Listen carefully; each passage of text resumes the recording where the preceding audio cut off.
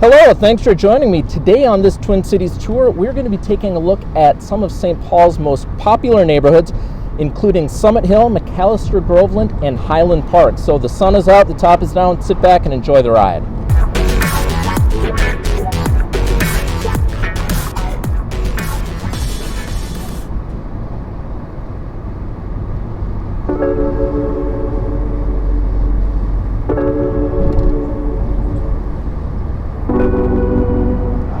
All right, we are currently in the Highland Park neighborhood of St. Paul, headed north on Snelling. Up on the right, you're going to get a look at the historic Highland Park water tower that sits alongside Highland National Golf Course, and also at the entrance here to the Charles M. Schultz Highland Arena.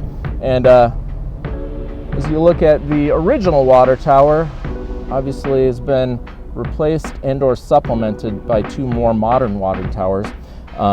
But we are literally in the heart of Highland Park. This is one of St. Paul's most popular neighborhoods, and our tour today was kind of spontaneous. The weather is just perfect. It's about 80 degrees, almost not a cloud in the sky, but just enough to make it look beautiful. And I thought, what a great opportunity to come take a look, just kind of do a survey of some of these neighborhoods in kind of the southwestern portion of St. Paul. Now, specifically speaking, if you were to look on a map, you would find that the neighborhoods we're looking at, Macalester-Groveland, Summit Hill, Cathedral Hill, and Highland Park, are kind of in a V-shaped area that runs within the north loop of the Mississippi River. And more specifically, our tour today will be bounded by the Mississippi River on the west and mainly 35E on the southeast. That is kind of forming the V that we're going to be in. We're starting in Highland Park, but really that's just our jumping off point to move north, and we're really going to be heading down Summit and looking at the Summit Hill neighborhood first. But heading north on Snelling, you'll get a good sense of what kind of runs through the middle of all these neighborhoods. Snelling is kind of a central road that runs all the way north and south, down nearly to the Mississippi River, and actually all the way up into the suburb of Roseville and beyond into Arden Hills. It goes actually right past the State Fairgrounds in St. Paul, north of Interstate 94. But you'll see it's a generally wide open commercial corridor with restaurants, businesses, houses as well, coffee shops, and a piano shop, for instance. But we're heading north along Snelling. This, again, is kind of the main road that runs right up through the heart of these St. Paul neighborhoods.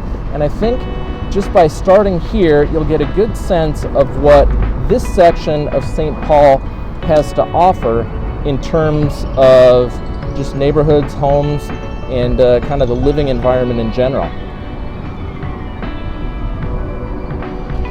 So we got a Starbucks here, cleaners, and you'll notice we've got some condos starting to pop up as we are heading north on Snelling, coming up to St. Clair. So we've got some new condos that have just gone in here. And on the west side of the road, you'll see the stadium at Macalester College. And as we cross Randolph and move north, we're actually going to be hitting the edge of the Macalester-Groveland neighborhood. But all three of these neighborhoods are, generally a little different, but they all kind of blend together in terms of the age and style of the homes, and kind of just the features. St. Paul is kind of a city with an older feel, so there are, like here at St. Clair and Snelling, this would have been an old interchange, a streetcar line that would have crossed on St. Clair and Snelling, so this would have been a streetcar stop. Hence, we've got some of the older retail shops that would have been here since the early 1900s, along with the streetcars. And St. Paul has kind of kept these little notches in neighborhoods since the streetcar line, which has been gone for, 1950, like 60 or 70 years. Still leaving mainly this section of town has a grid work layout of streets, and these various little neighborhood interchanges where you will find restaurants or bars or some retail establishments for shopping, drugstores, things like that. So we're going to be coming up to Grand Avenue, and way down the road, well, not that far, but I guess about 1.5 miles down the road, if we were to continue going north, we would be coming right up into the access and entrance point to Interstate 94, which runs east and west across the entire Twin Cities. But we're pulling up to Summit Avenue, and we're going to be turning on to Summit.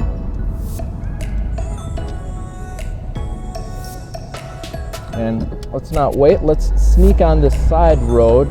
Summit, very famous road that runs through kind of the southern portion of St. Paul, churches, colleges, and some huge mansions along this road. But it's divided in places like where we're at with kind of a boulevard feel, with a wide boulevard that runs right down the middle of the road with the mansions and such on either side and a bike path. So we're gonna let this biker go by and then we'll get out on the Summit.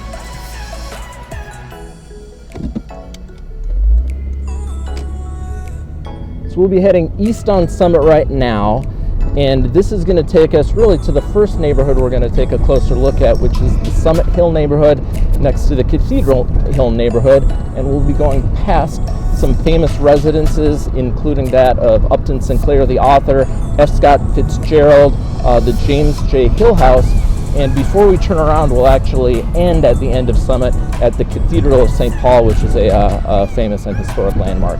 But as you look up and down the road, you'll see we've got these large homes, and they get larger as we get closer to downtown, and that's the direction that we're heading. And ultimately, Summit will quit running directly east and kind of curve along a bend heading northeast right into downtown St. Paul. And that's where kind of some of the early mansions were built on this road. But as you can see, and I don't think this light's going to last too long, so let's get a look front and back. As you can see, Summit Avenue really is kind of a nice established road, and the whole road is a parkway. It feels like a park, and literally in the middle of the road is essentially a park. So I think we'll probably be leaving these stoplights in. We're in the neighborhoods. We're not going to be waiting for really any busy traffic, so we'll just be stopping here and there to give you a feel what it's like to drive through these neighborhoods of St. Paul yourself. This video is being shot in mid-June of 2021. The U.S. Pandemic experience is kind of just wrapping up, and things are springing back to life. It's also summertime, and it's about, like I said, 80 degrees. It's just a beautiful day, so thanks for joining me on this tour. I think we'll see some neat stuff today. We're crossing a road called Idemill Road here. I'm not sure if you can see it out the top, but it's kind of an old highway, a thoroughfare along a railroad track that kind of is a shortcut from 94 down to 35E that has literally been functional and non-functional over the last 30 to 50 years, but they've recently repaved it, and it is a good little secret shortcut that runs through the city if you're looking to get out of Minneapolis and St. Paul and head south towards Eagan. Oh, lemonade stand. Can't stop. Got to do this tour. Coming up to Lexington Parkway. Looks like we've got an alert like there may be some police, but I don't see it, so we'll just keep driving.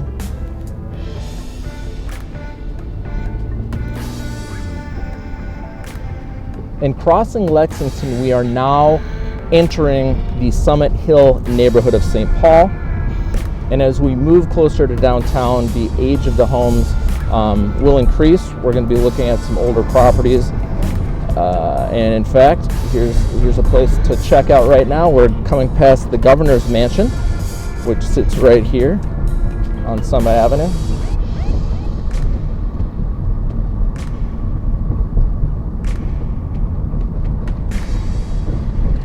Bikers out enjoying a nice ride along Summit Avenue, and hopefully you're enjoying this ride. It suddenly got very bumpy.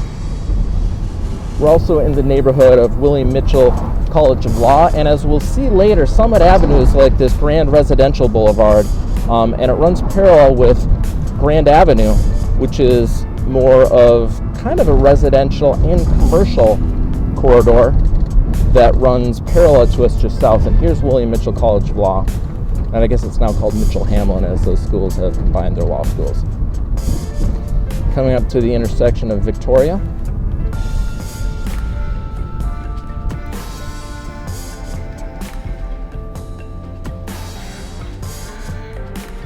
And see, that light was not very long at all. We'll be moving through these neighborhoods quickly today. Looks like the street might smooth out a little too, which is good. And as it is such a beautiful day in June, it's almost unfortunate. I see the tree coverage is kind of blocking the view of some of these homes, but you can kind of start to see the age of the architecture here with the bricks and these older styles. Now, not all these homes are mansions anymore. Many of them have been parted out into condominiums or apartments with multiple units in each. Passing Grotto. Give you a look at the north side of Summit over here. Some really cool looking houses around here though.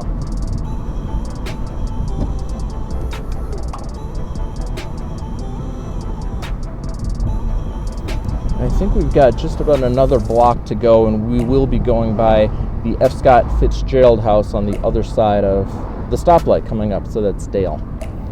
So maybe we'll be able to get a glimpse of where we're at. You can see that brownstone townhome up the fourth building across the intersection on the left. So, not sure, I think the second or third unit was where F. Scott Fitzgerald lived back, I guess, the 1920s, 1930s. So we'll get a glimpse of that across the road. We've got an apartment building, and that's also kind of a neat thing about these old neighborhoods in St. Paul. They're not all single-family residential, and even here not mansions, but you've got apartments and condos mixed in. Let's get a look at F. Scott Fitzgerald's house. There's a plaque on it. There it is. It's the second one in there. So that's kind of cool. And a multi-unit building there. And as we get atop the hill, Summit is going to start curving to the northeast and headed towards downtown. And then we're going to look at some real historic mansions, including the James J. Hill house. James J. Hill was I'm not sure if he's the founder, president, or owner of the Great Northern Railway, which ran from Chicago out to the west. And he was just a huge industrial magnate in the late 1800s and early 1900s, and we'll be driving by his house, which was built in 1891, and it's a historic place now, kind of a museum, can be rented out for functions, but it's gigantic, and they actually do tours there, I think, on a daily basis. You're going to get a look down the hill into the West 7th neighborhood of St. Paul and beyond. So as you look down that hill, you'll see kind of the Mississippi River Valley. And we will not be, this is kind of the edge of our tour today, so we won't be going down the hill into the West 7th neighborhood. We're going to be staying on the northwest side of 35E.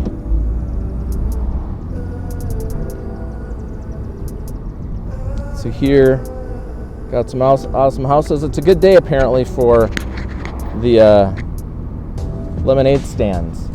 And often I like to stop for the lemonade stands, especially on a beautiful street like this, but let's continue on our tour.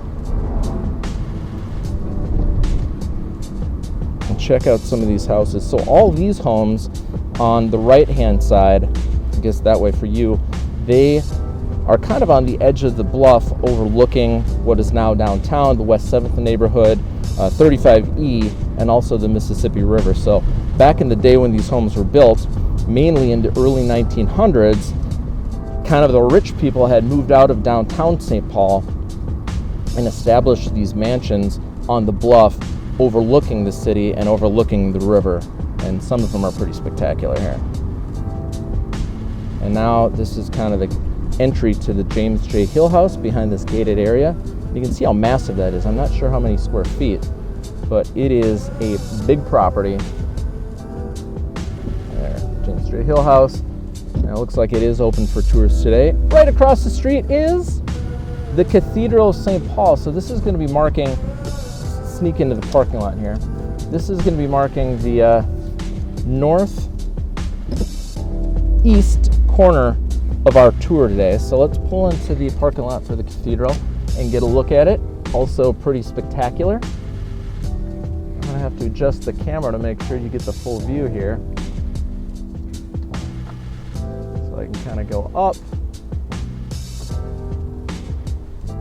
But this is a beautiful and historic church that we have here.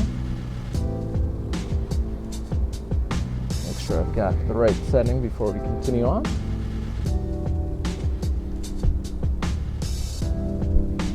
All right, back to tilt lock. And as we come around the corner, see if we can get out over here, we'll actually get a view, because we are up on the bluff of kind of the downtown St. Paul skyline, and depending on what we're able to see and not see, even a view of the state capitol, which is all on the other, kind of the northern side of downtown St. Paul. But there's a skyline right there. We're going to be turning back and heading down in the other direction of the road. We're on Selby. I wanted to come up here and get a look, see if you can see the Capitol. And there's the Capitol.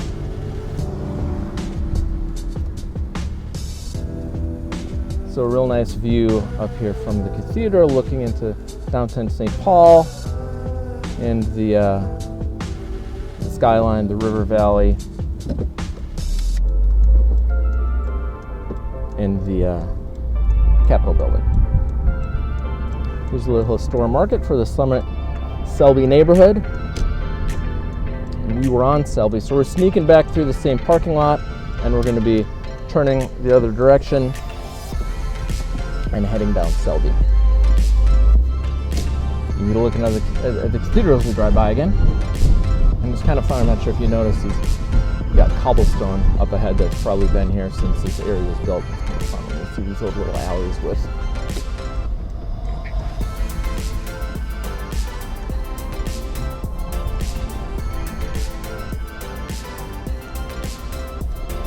the cobblestone. So we're exiting the parking lot at the cathedral, and we will be turning and heading back west on Selby Avenue.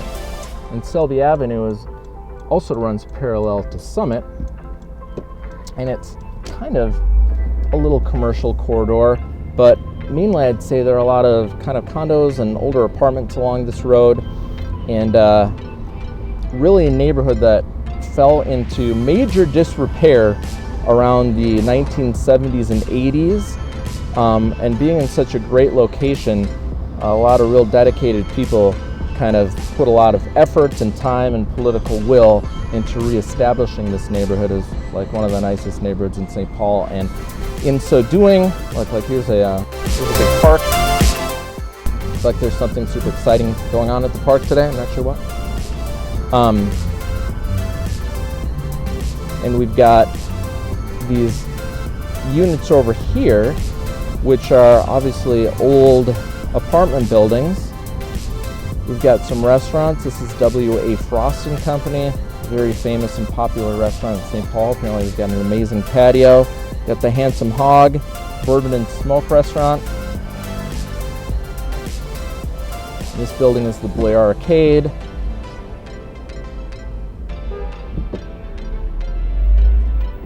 So what a cool neighborhood now, kind of the Selby and Selby-Dale are.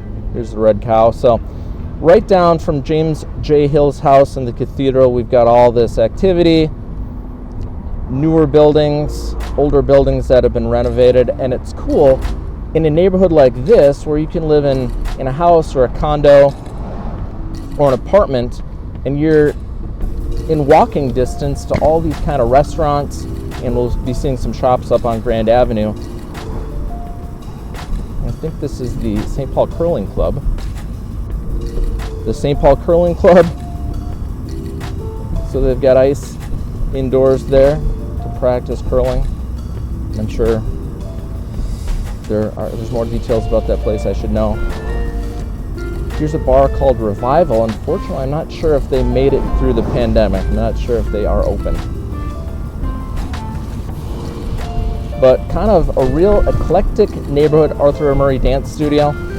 But a real eclectic neighborhood, and kind of a cool place to live. And even if you don't live in this neighborhood, it's a cool place to hang out. But this is kind of Cathedral Hill neighborhood, right next to the Summit Hill neighborhood. And as we come up here, this would be specifically known as Selby-Dale. We are on Selby coming up to Dale Avenue. And this, another streetcar intersection. So you can see back in the olden days, we've got apartments above and shop space below. So when people would come home and get off the streetcar, there would be retail and shopping that they could pick up in the convenient location, waiting for them as soon as they got off the train. Now we're going to be heading south on Dale. That's Natural Foods Co-op, Mississippi Market on the right. So now we're headed south, and what we're going to be doing now is I'd mentioned that other kind of retail eclectic road, Grand Avenue. So we're going to be heading south to Grand Avenue, and then we're going to be turning back west. But Grand Avenue is a unique street in and of itself. Here's Sweeney's Bar on the right.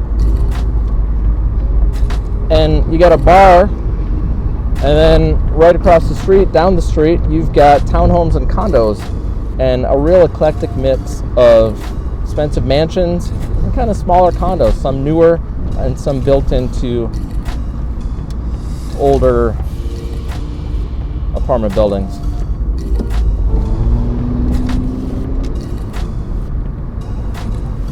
And we are up to Grand Avenue right here. Tattoo parlor, and another restaurant. Grand Avenue is known, in addition for having more apartments and living space, it's kind of a residential / commercial street. So check it out. We've got like a hardware store, offices, liquor store, and restaurants and bars along this road. And there's a sign, Grand Avenue, shop, live, and dine. Dixie's restaurant. So we've got some larger restaurants, some smaller spaces, office space, retail space, and look, here's an apartment building. So Grand Avenue is a real unique neighborhood in the city of St. Paul. So we'll just kind of head down the road.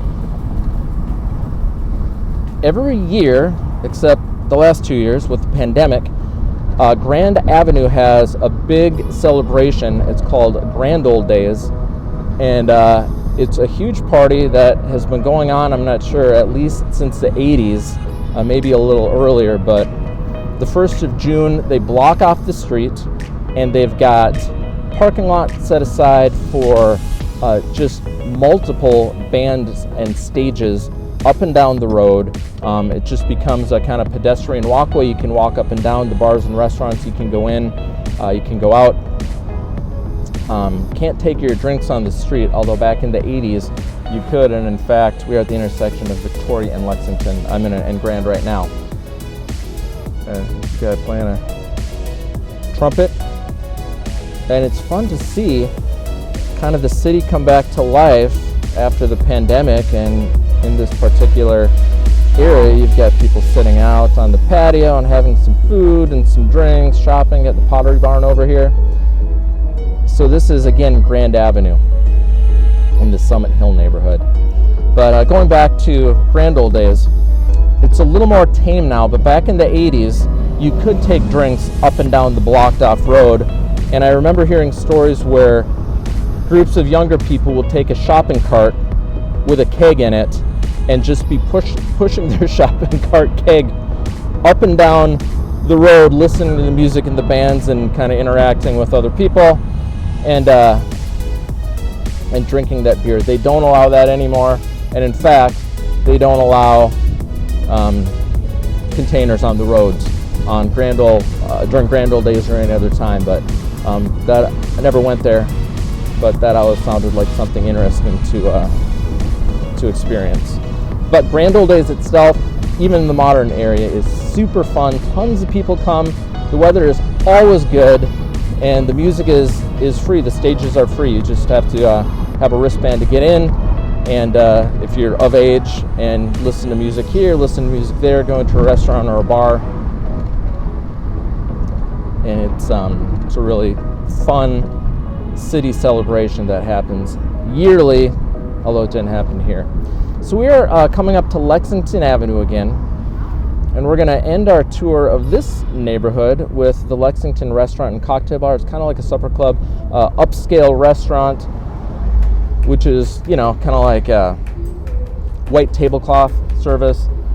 Obviously an older restaurant, but excellent service, excellent food, kind of a slow dining type of an event. When you go there, you spend your time, you spend an evening, and they've recently added a cool upper level patio bar on the rear side of the building, past the alley. That's a little more casual, but they still have the great service and the great food and the great bartenders, and it's really kind of a cool enclosed fenced off space with high top tables and benches and trees, and that is at the Lexington. So we have entered the Macalester-Groveland Neighborhood on Grand Avenue running south of Summit, and Macalester-Groveland, partially named after the Macalester College, which we drove by earlier. So this is kind of a mix. We've got Kowalski's Market, a nice grocery store, as we cross Ide Mill Road, that kind of thoroughfare we talked about. But this neighborhood, a little less historic than Summit Hill, and we don't have the mansions that we saw up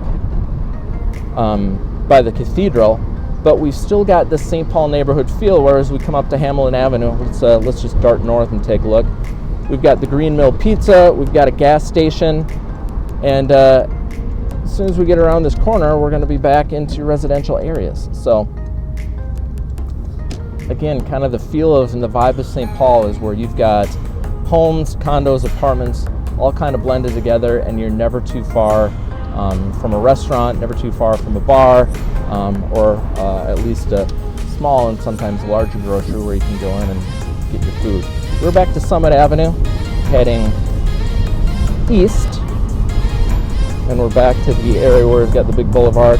We'll be coming up to Snelling, and we'll do a little drive around the Macalester-Groveland neighborhood, and then we'll head back to take a closer look at Highland Park.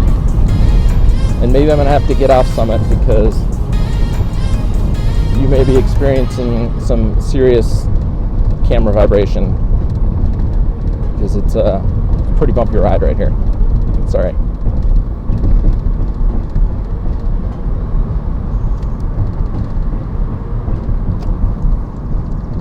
And let's start off here onto Saratoga.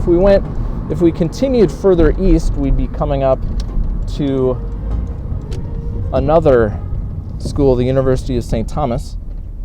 And we'll skip that because of the bumpier road. But let's take a look at the homes in the neighborhood back here. And Macalester-Groveland, other than kind of being cornered by Macalester and St. Thomas and St. Catherine's University on the south end, it's really kind of residential neighborhood. So get a look at what some of these homes and apartments look like. Okay, we're crossing Grand.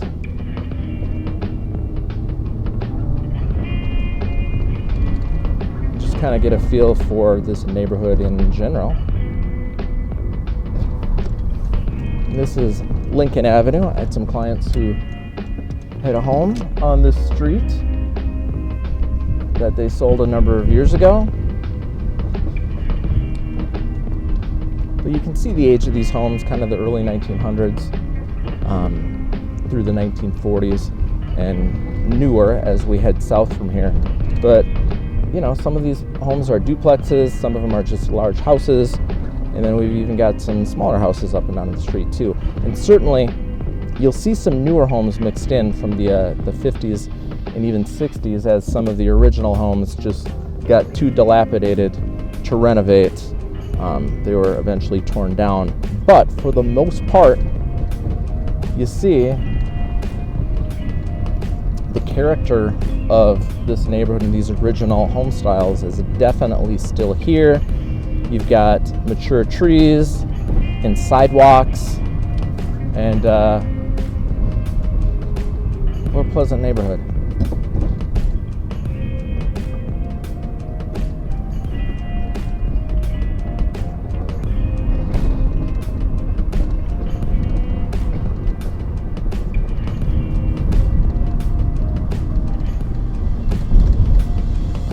All right, we're going to come up to Highland Avenue and let's dart south for a little bit. And Highland, also one of the main roads, Cretin, Cleveland, Hamlin, Lexington, Snelling, all kind of main roads that head north and south. Hamlin obviously isn't too built up, mainly an end cap for the alleys coming out of the neighborhoods over here. What can I say? This looks Fairmount. Looks like a street with some nice houses. Let's dart down here and take a look.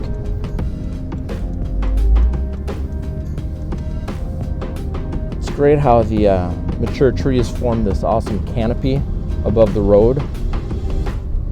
So even though we're on a nearly cloudless day, we're just driving along with all this shade.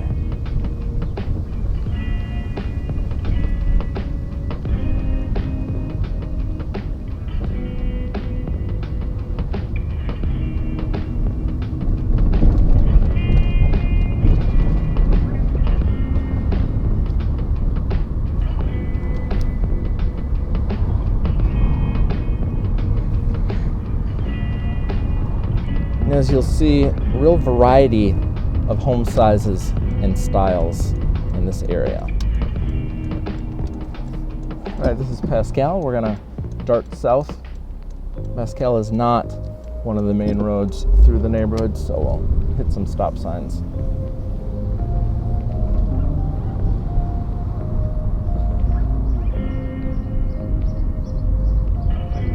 But being the older neighborhood that it is, we do have the alleys with the alley parking, mainly detached garages in the back of all these homes.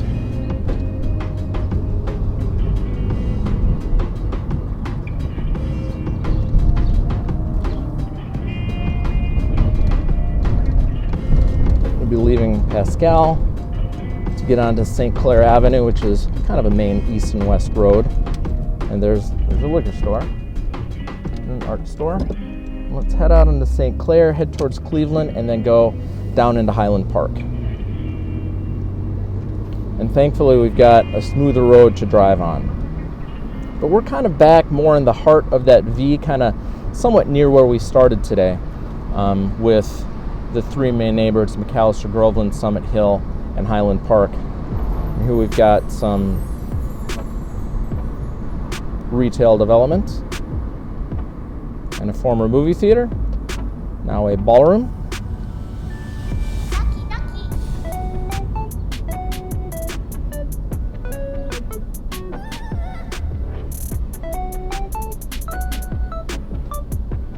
As we cross this intersection,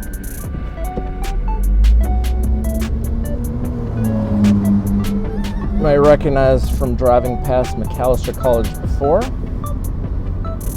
we're heading right along the south side of the campus, and we've got the athletic fields right over that fence.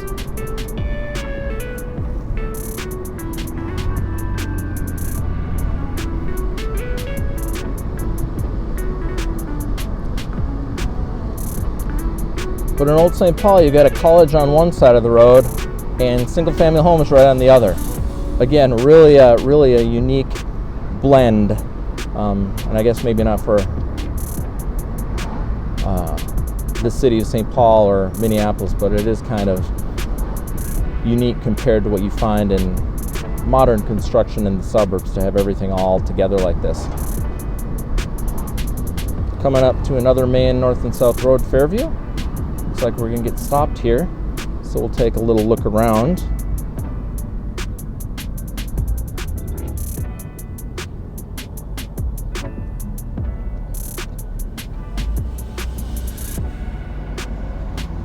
Sewing store, parking lot, the Groveland Tap, a little bar restaurant right in the neighborhood. And on the northeast corner, got a gas station. Why not? Gotta have a gas station. Very convenient, I guess. And Fairview also runs all the way across the freeway up to University Avenue, where it kind of stops at the railroad tracks and picks up again in Roseville. There's Groveland Tap, hair salon, people sitting out on the patio, having food and drinks together. It's just great to see that. It's been a long time.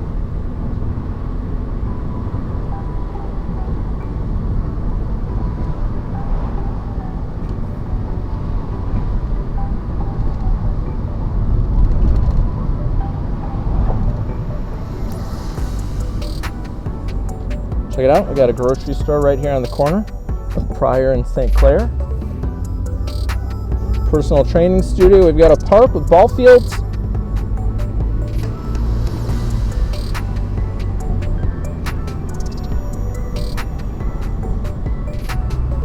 This is really kind of a good sense of what the Macalester-Groveland neighborhood is all about. Not too fancy, options of single family homes, apartments, condos, and everything all kind of blended together with plenty of kind of retail, commercial, and restaurants mixed in. And we're at Cleveland. We're going to be heading south towards Highland Park. I should also mention, of all the neighborhoods we've been in, all 3 to 4 of the neighborhoods that we're touring today, we are within 10 to 15 minutes of either downtown Minneapolis or downtown Saint Paul. Great bike access, probably a little too far to walk, but being in any of these neighborhoods, which are generally quiet and safe and pleasant, I mean, we're really close to either downtown as well, so it's not like we're super far out on the outskirts of the city. We're really in close. But being in St. Paul, it's just a little more of a kind of quiet, sleepy feel in these neighborhoods than you'd find in, say, Minneapolis, neighborhoods in South Minneapolis.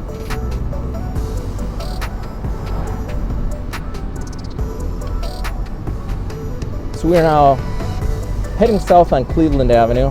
If we headed north, Cleveland would take us back to the corner of St. Thomas University.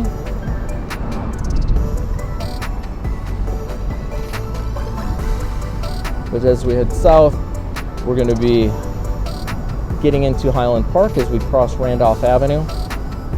And we've got a whole kind of larger commercial development we'll take a look at in Highland Park. And we'll follow Ford Parkway down to the river, where there is some very exciting new construction in the process of happening. We're at the corner of Randolph Avenue, and Randolph generally is the divider, if you want to say, between Highland Park as we head north and Macalester-Groveland. As we head south, and Macalester-Groveland to the north behind us. Here's another college. This is College of St. Catherine, which has a really lovely campus we'll be driving by with trees. I think they got a pond back there. Very pleasant. You can go in there and you can go walking around. They got paths. And they used to have a big kind of forest back here with trails, but they recently carved a good portion of that out to put in a parking lot, which you gotta have parking, but it was kind of a neat feature to have kind of this forest right in the middle of the city. But this is College of St. Catherine.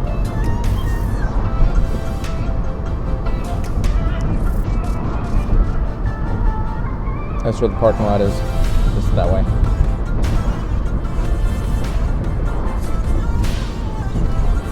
All right, so as we get fully into Highland Park, we're going to be coming up to the kind of main intersection, or one of the main intersections in this neighborhood, which is the intersection of Ford and Cleveland. And as we cross Highland Parkway, we're right into a major, you could call it, well, not major relative to the suburbs, but a pretty main commercial area of these neighborhoods. So we've got new condos here, literally 60s strip malls along Ford Parkway. We used to have a country kitchen here. It's now been turned into something else. So as you can see, this is less neighborhood and less residential and really more commercial and retail. We've got the Highland Theater here, which has been here for a very long time. It's I believe it's a single theater movie house that shows one movie at a time, but it's definitely still has like the old character that it did with the box office up front and the small lobby that you can go in before you enter into the main part of the theater. And to get a good sense of this area, before we head west on Ford, we're gonna head east and give you a good look at what's going on in this commercial area. Panera Bread, Bank of America, restaurants, burger joints, spa, Verizon store. I'll leave the camera on this side and we'll just loop back around for the other side. But this is the Ford and Cleveland neighborhood or intersection of Highland Park, kind of the retail development. We've got, I think, one of the very first mini Targets down the road, and we've got I think a Walgreens, maybe a CVS. Got a Dairy Queen here. I'm going to try to do a U-turn if I can.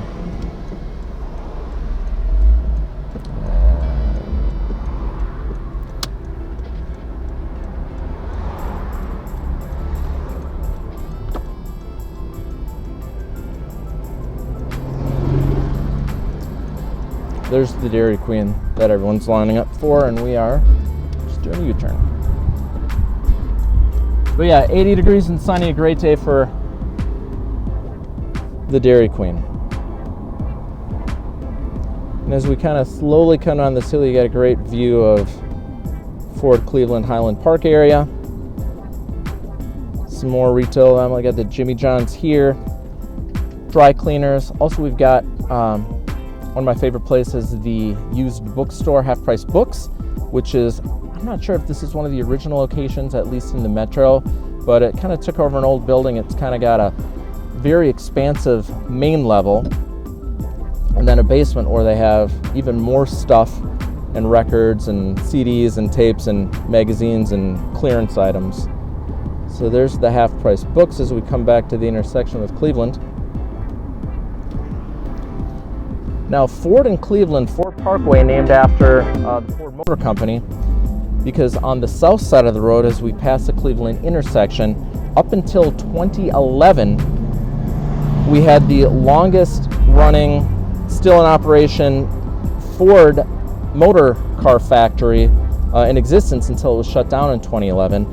Most recently, they made the Ranger pickup, but originally this factory made Model Ts, Model A's. It made the Ford Galaxy 500.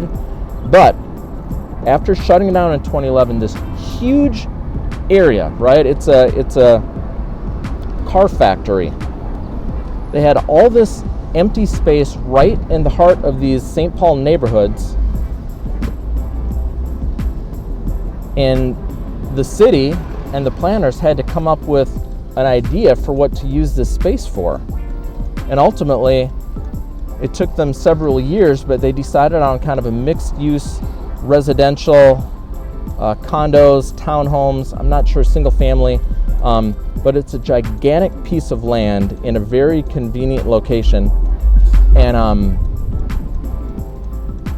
we're going to get a glimpse. They've recently started construction, and you can kind of see one of the buildings going in right there. But as we head down the hill towards the Mississippi River, you'll get a glimpse through the fence and you'll be able to see the potential for this area. And if this is something that, as a Twin Cities resident or somebody from out of state, you're interested in considering as a new place to live, when you look at the photos, and you can just Google the old Ford plant location in St. Paul, and I think the Ryan Companies is the initial or main developer, but they've got some really cool photos and pictures and plans for what this mixed-use residential space is going to be when it's finished. It's really going to be cool, and the location can't be beat. We're 10 minutes from the airport. We're 15 minutes from either downtown, right along the river, and in, you know, this awesome kind of historic commercial corridor as well. So it's really a neat location, and if they follow through with what these plans are intended to be, it's going to be an awfully cool place to live. So if you're interested, kind of look that up online, and I think you'll be impressed as we drive by and kind of keep you trained on that area, and hopefully you get a sense of how massive this development is going to be and how much space there is for what's going in. Just massive. And literally here in 2021, they really just started breaking ground in 2020. So they're just getting started on turning this area into what it's going to be. And you can see the trucks and the utilities. It's unfortunate this fence is blocking a good portion of our view.